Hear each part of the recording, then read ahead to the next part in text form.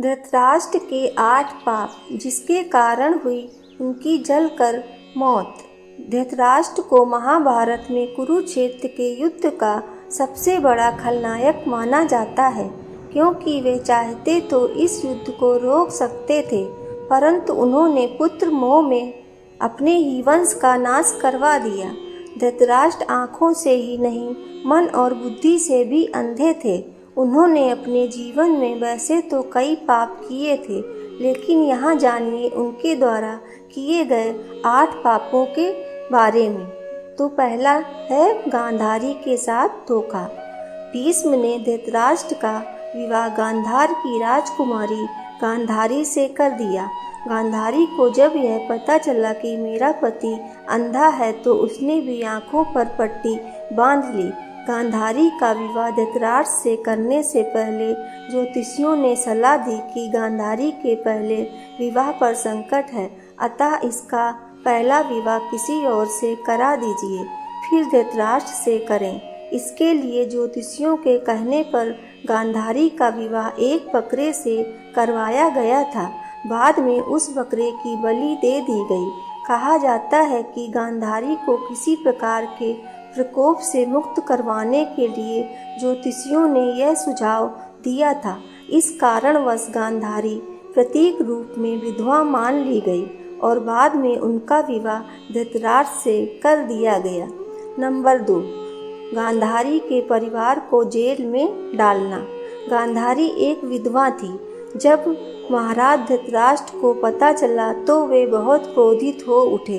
उन्होंने समझा कि गांधारी का पहले किसी से विवाह हुआ था और वह न मालूम किस कारण मारा गया। धृतराष्ट्र के मन में इसको लेकर दुख उत्पन्न हुआ और उन्होंने इसका दोषी गांधारी के पिता राजा सुबाल को माना। धृतराष्ट्र ने गांधारी के पिता राजा सुबाल को पूरे परिवार सहित कारागार में डाल दिया। कारागार में उन्हें खाने के लिए केवल एक व्यक्ति का भोजन दिया जाता था। केवल एक व्यक्ति के भोजन से भला सभी का पेट कैसे भरता? यह पूरे परिवार को भूखे मार देने की साजिश थी।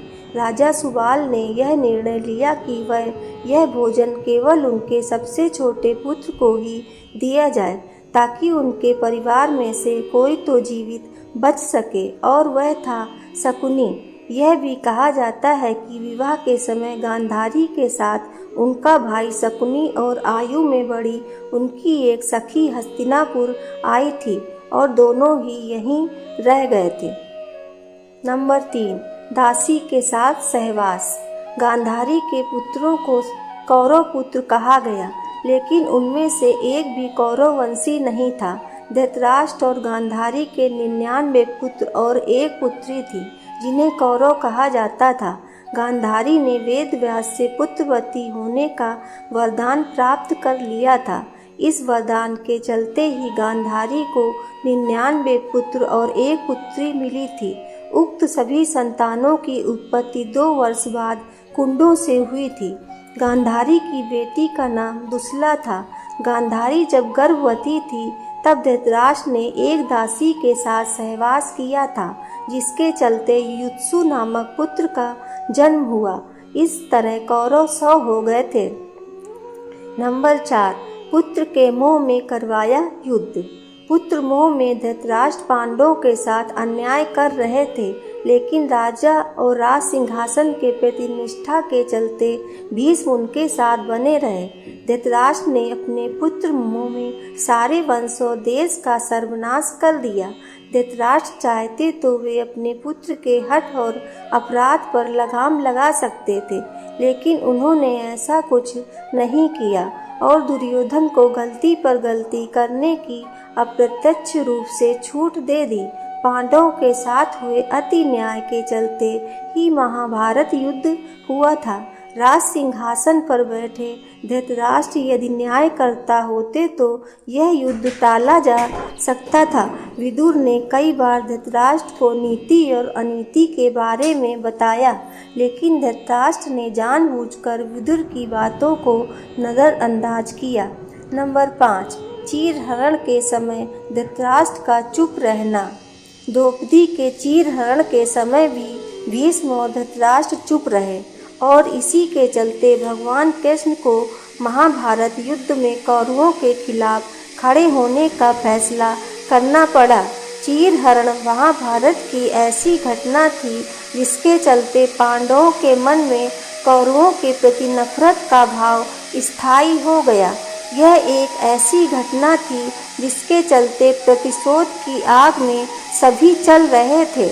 नंबर 6, अधर्म का साथ दिया। वयोवृद्ध और ज्ञानी होने के बावजूद धृतराष्ट्र के मुंह से कभी न्याय संगत बात नहीं निकली। पुत्र मोह में उन्होंने कभी गांधारी की न्यायोचित बात पर ध्यान नहीं दिया। गांधारी के अलावा संजय भी उनको न्यायोचित बातों से अवगत कराकर राज्य और धर्म के हितों की बात बताता था, लेकिन वे संजय की बातों को नहीं मानते थे। वे हमेशा ही शकुनी और दुर्योधन की बातों को ही सच मानते थे। वे जानते थे कि यह अधर्म और अन्याय कर रहे हैं, फिर भी वे पुत्र का ही साथ देते थे। अधर्म का साथ देने वाला कैसे नहीं खलनायक हो सकता। नंबर 7, भीम को मारने की इच्छा। युद्ध का अंत हो चुका था और पांडु पुत्र भीम ने धृतराष्ट्र के पुत्र दुर्योधन का वध कर दिया। इसको लेकर धृतराष्ट्र के मन में क्रोध और बदले की भावना प्रबल हो उठी थी। अतः मौका पाकर धृतराष्ट्र भीम को मार डालना चाहते थे। एक बार की बात है, जब महाभारत का युद्ध जीतने के बाद पांचों पांडव श्री कृष्ण के साथ हस्तिनापुर महाराज धृतराष्ट्र से मिलने पहुँचे तो भीम के अलावा सब ने धृतराष्ट्र को प्रणाम किया तथा उनके गले मिले। बाद में भीम की बारी आई तो भगवान श्री कृष्ण धृतराष्ट्र की मनसा जान चुके थे। अतः जब भीम धृतराष्ट्र को प्रणाम करके उनके गले मिलने के लिए आगे बढ़े तो श्री कृष्ण ने भीम को इशारों से रोक दिया और उनके स्थान पर भीम की लोहे की मूर्ति आगे बढ़ा दी। धृतराष्ट्र बहुत शक्तिशाली थे। उन्होंने लोहे की मूर्ति को भीम समझकर पूरी ताकत से दबोच लिया और उस मूर्ति को तोड़ डाला। उनमें क्रोध इतना था कि वे समझ नहीं पाए कि यह तो लोहे की मूर्ति है। भीम की मूर्ति तोड़ने से उनके मुंह से भी खून निकलने लगा था। इसके बाद जब धृतराष्ट्र का क्रोध शांत हुआ तो वे भीम को मृत समझकर रोने लगे। तब भगवान श्री कृष्ण बोले कि भीम तो जीवित है, आपने भी समझ भीम की मूर्ति को तोड़ा है। इस प्रकार भगवान श्री कृष्ण ने धृतराष्ट्र से भीम की जान बचाई थी। नंबर 8, पूर्व जन्म का पाप। कहते हैं कि पूर्व जन्म में किए गए पाप के कारण धृतराष्ट्र जन्म से ही अंधे थे और उनके सभी पुत्र मारे गए। दरअसल अपने पूर्व जन्म में धृतराष्ट्र बहुत ही निर्दयी एवं क्रूर राजा थे। एक दिन जब वे अपने सैनिकों के साथ राज्य भ्रमण को निकले तो उनकी नज़र एक तालाब में अपने बच्चों के साथ आराम करते हंस पर पड़ी। उन्होंने सैनिकों को तुरंत आदेश दिया कि उस हंस की आंखें निकाल ली जाएं। सैनिकों ने राजा की आज्ञा का पालन किया। दर्द से बिलखते उस हंस की आंखों को निकालकर राजा अपने सैनिकों के साथ आगे बढ़ गया। उस हंस की असहनीय पीड़ा के कारण मृत्यु हो गई।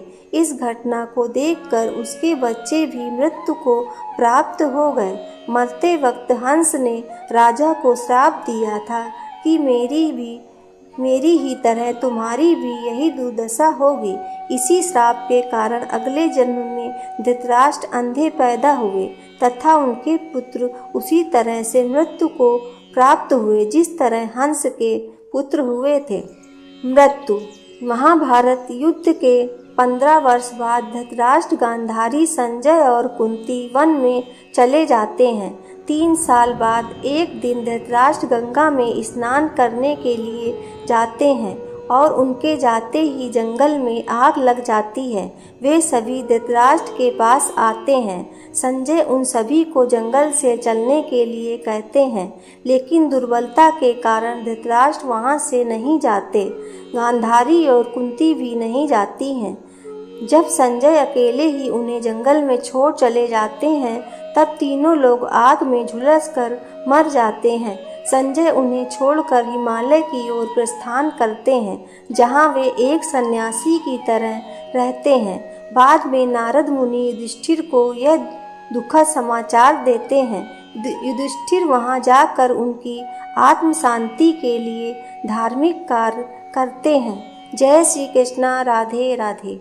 दोस्तों, आपको ये जानकारी कैसी लगी कृपया कमेंट करके ज़रूर बताएं और ऐसी ही जानकारियों को जानने के लिए हमारे चैनल को सब्सक्राइब ज़रूर करें। धन्यवाद।